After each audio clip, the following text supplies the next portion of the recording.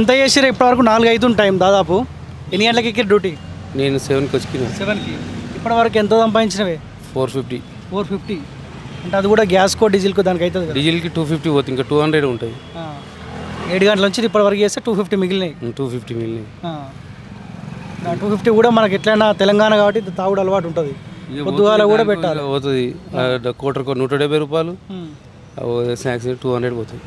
ఇంకా ఏం మిగులుతాయన్నా? ఏం మిగిలిన 100, 200, 150 తీసుకొని ఫ్యామిలీని కావాలంటే చాలా కష్టం ఉంది. ఇప్పుడు ఎవరైనా జనాలు ఏం చేస్తారు అంటే లేడీస్ ఎంతసేపు అయినా వెయిట్ చేస్తారు ఇంటికి వెళ్ళడానికి. ఇంటికాడ పని చేయాలంటే వాళ్ళు ఆలోచిస్తలేరు. ఈ 20 రూపీస్ తోటి ఏం బిల్డింగ్లు కట్టరాళ్ళు. ఈ జనాలు ఇరుకులతోటి ఫోన్లు పోవడము, ఈ గోల్డ్ కొట్టేయడము, ఫోన్ చాలా కష్టంగా ఉన్నా సరే అదే పాటిస్తారు వాళ్ళు ఫ్రీ బస్ తోటి. మరి ఎందుకు ఆలోచిస్తలేరు రేవంత్ రెడ్డి? మార్పు రావాలి, కాంగ్రెస్ పార్టీ రావాలని అనుకోరు. మీరు కూడా సరే కేసీఆర్ పోవాలని చెప్పి కాంగ్రెస్ పార్టీకి ఓటేసారు.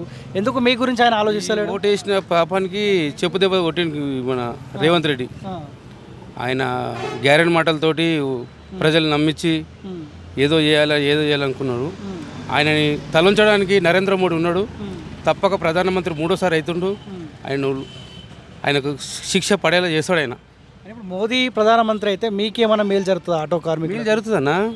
ఇప్పుడు ప్రధానమంత్రి కేసీఆర్ ఇప్పుడు 5 ఎకర్స్ ఉంటే కేసీఆర్ అప్పులు చేసిండో ఏం చేసిండో మనకు ఏ పంటకు ఆ పంటకు వేసిండు.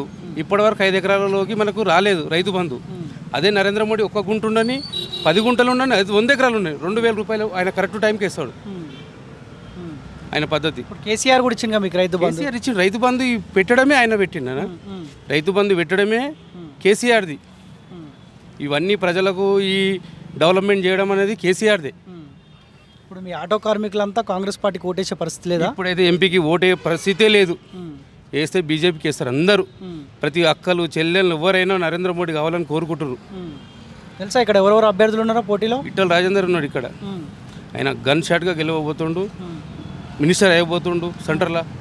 మనకు పనులు గిట్లా సహకారం చేస్తాడు ఆయన. పోయినా కానీ ప్రతి ఒక్క మనిషిని కలుపుకుంటూ పోతాడు. ఆయన దగ్గరికి మస్తు సాల్వ్ అయినాం. చాలా సందర్భంలో చేసినాము.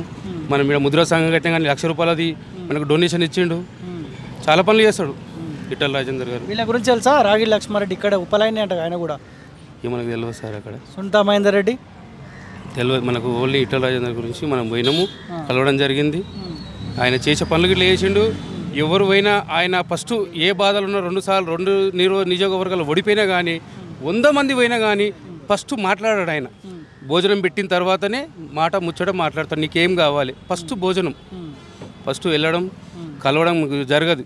భోజనం చేసిన తర్వాతనే రెస్ట్ తీసుకున్న తర్వాత వచ్చి నీకు ఏం కావాలి, ఎక్కడికి వెళ్ళి వచ్చి నువ్వు కలవడం జరుగుతుంది. అప్పుడు ఇప్పుడు ఏమంటారు అంటే హుజురాబాద్లో గజ్వేల్లో చెల్లని రూపాయి మల్కాజ్గిరిలో చెల్లుతుందా అంటూ? వెళ్తుంది. ఎందుకంటే ఆయన గద్వేలిలో ఎందుకు చేసిందంటే కేసీఆర్ మీద ఖచ్చితంగా ఒకటి ప్రజలు ఏమంటారు అంటే హుజూర్నగర్ ప్రజలు మేము అవగాహన ఎక్కడ గెలుస్తాడేమని ఊహాగాహనతోటి ఇక్కడ ఆయనకు ఓటు. ఎందుకంటే కౌశిక్ రెడ్డి వాళ్ళ పాపతోటి విషం తీసుకొని నేను మా డాడీ ఇప్పటికి చనిపోతాడని మ్యాటర్ చెప్పిండు కాబట్టి అది ఇంతకుముందు గెలిచిండు. అక్కడ గెలవబోతున్న ముదిరాజులు ఎక్కువ ఉన్నారు. ఆడు ఓటు వేస్తారేమో అని ఆ అభిమానంతో వాళ్ళు అక్కడ వేస్తారేమని వీళ్ళు ఇక్కడ వేయలేదు. ఆయనకు అక్కడ మైనస్ ఇక్కడ మైనస్, సెకండ్ ప్లేసే ఉంది మళ్ళీ. మీరు మాత్రం బీజేపీకి? మేమైతే బీజేపీకి వేస్తాం.